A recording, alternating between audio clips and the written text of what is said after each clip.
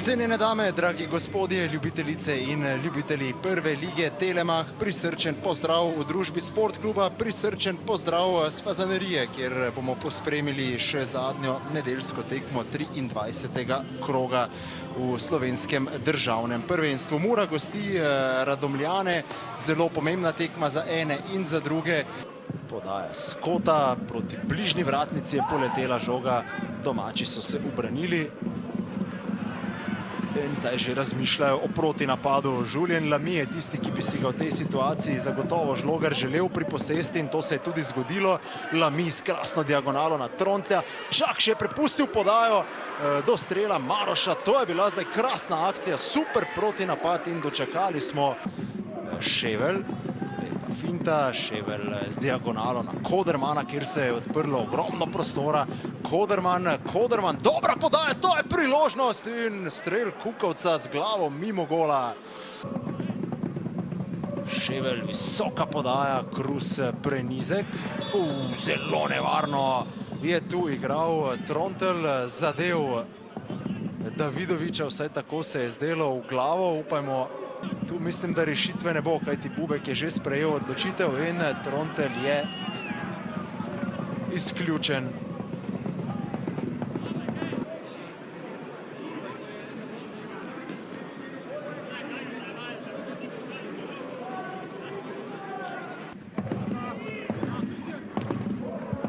Kombinirajo po desni strani gostje, Kajota Krus in Ševelj. Ševelj preigrava, lepa finta, Ševelj do strela, to ni bilo slabo, vendar na koncu premalo natančen. Do odbite žoge Barnabas, to bi lahko bilo nevarno. Šošić ima dovolj prostora za strel, vendar tule je nastreljal Sadrioja, junaško Sadrio v bloku, prijel se je tudi za hrbet, zdaj podaja proti Vokiću, priložnost in ni gola. Tudi ne prekrška, Kovs prihaja do žoge. Vokić odličen v preigravanju. Hrbtom je bil Šošić, pa zdaj Hrvoj lahko strelja. Hrvoj odaleč in žogo je ukrotil Florian Raduha. Kuzmič, ob njem bo v studiu tudi Marko Šuler.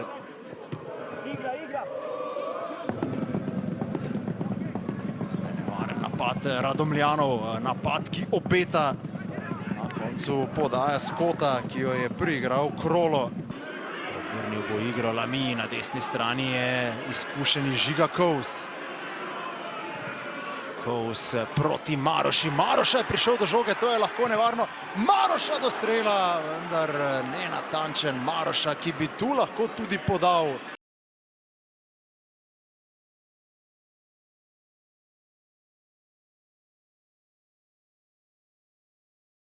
Anton Žlogar, prvi polčas do jasno tiste izključitve se je zdelo, da je Mura imela vse pod nadzorom. Koliko vas je kot trenera ujezilo, da je prišlo do tiste situacije v sodniškem dodatku? Koliko je to pokvarilo načrte? Ja, mislim, da smo prvi polčas imeli tekmo pod kontrolo.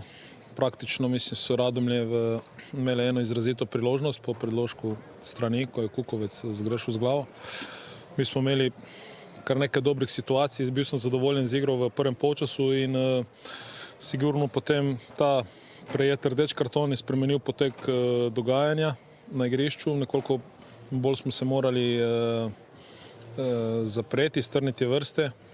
Bom rekel, poleg teh težav, ki sem jih že pred tekmo omenil, ki jih imamo, so se zdaj s tem, kar rečem, pojavili še nove, ampak so fanti, moram jih pohvaliti, dali vse od sebe, so se podredili ekipi, taktično odigrali zelo dobro. Praktično, mislim, si Radomlje v drugem polčasu razen velike posesti niso preigrali resnejše priložnosti. To je zadetek, ki je bil pač z prepovedanega položaja. Mi smo pa recimo bili mogoče premalo nevarni v teh prehodih, ampak veseli me, da fante na koncu so nekateri končali s krči, kar pomeni, so res dali vse od sebe in mislim, da glede na potek dogodkov, glede na odigran prvi polčas, glede na drugi polčas, da jim lahko čestitam in sem zadovoljen z celotno tekmo, na koncu tudi s samim rezultatom. Zdaj bo še nekaj dodatnega časa za dodatne treninge, da še bolje spoznate ekipo. Kako ključno bo, da čim prej pride prva zmaga pod vašo taktirko, tudi za voljo neke sprostitve ekipe? Ja, sigurno je to dobrodošlo, ne? Mi moramo normalno nadaljevati v tem ritmu, da imamo neko sigurnost v fazi branjenja. Pač sigurno težave imamo, dosegamo premalo, Mura je dosegla premalo zadetkov do sedaj, ampak bom rekel, zdaj imamo za tekmo z Aluminijem 4 igralce spet dodatno, na katere ne moremo računati. In 2 se sicer vračata, ampak to vse otežuje stvari, ampak bom rekel, treba je gledati pozitivno in zavihati rokave in delati, ker jaz verjamem, da delo na koncu te nagradi in zdaj se dobro odpočiti in se čim boljše pripraviti že na petkovo srečanje v Kidričevu. Kako huda je poškodba Brkića?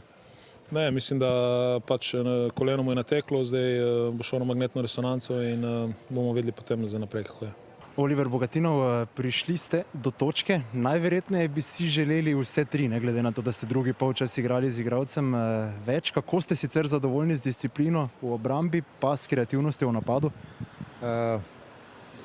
Izredno zadovoljni s točko. Res je, da po izključitvi se veliko pričakuje od ekipe, ki ima igralca več.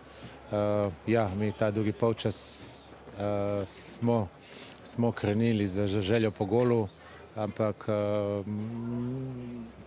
od tej kreativnosti v 16-metrskem prostoru malo nas je zmanjkalo ravno v tem, pa v nekem zaključku, ampak ko seštejem vse, točka v Murski Soboti je za nas uspeh v tej borbi za obstanek v ligi.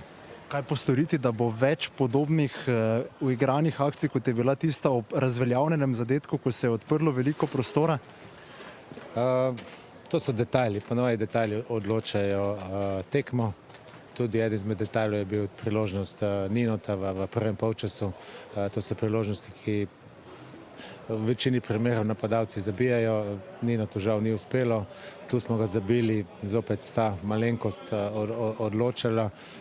Dve take priložnosti pa neizkoriščene, pa lahko tu v Murski Soboti preveč, da bi lahko upali na kaj več kot na točko. Kako ste sicer videli prvi polčas, ko ste ponudili priložnost nekaterim, ki niso toliko igrali v teh prvih krogih v spomladanskem delu, ste dobili kakšne nove igralce? Sezona oziroma tekem do konca je še veliko in 3. tekma v tednu.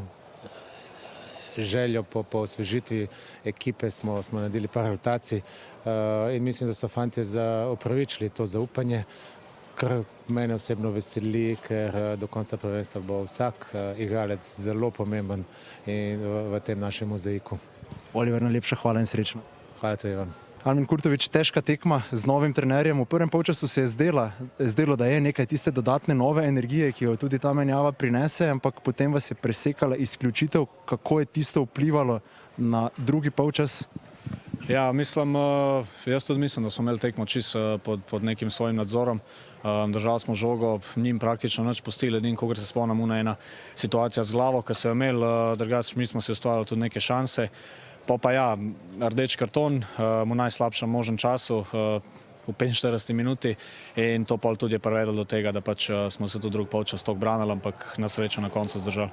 Radomljani so sicer v prvem delu, ko ste igrali 11-11, spuščali malo prostora. Kaj narediti, kaj manjka, naprimer, da bi lahko hitreje igrali? Se bo to z novim trenerjem potem v naslednjih tednih izboljšalo, da bi bili neki tisti avtomatizmi bolj vidni? Ja, mislim, s trenerjem smo naredili koliko 3 treninge, tako da neke pozitivne energije smo vnesli v tekmo, ni pa bilo dovolj časa, da trener pove svoj načrt, kako bomo igrali pa to, ampak verjamem, da bo v naslednjih tekmih in pa že na naslednji tekmi v petek proti Aluminiju bojo že vidne te stvari.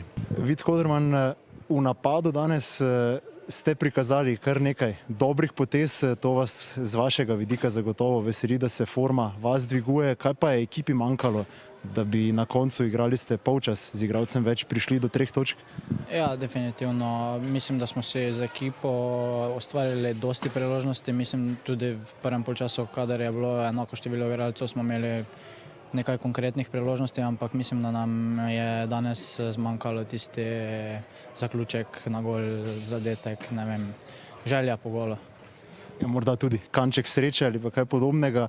Kako ste sicer sami videli drugi polčas, ko ste igrali z igralcem več, je bilo morda celo teže, ker se od ekipe pričakuje več aktivnosti v napadu, ker se je Mura bolj zaprla?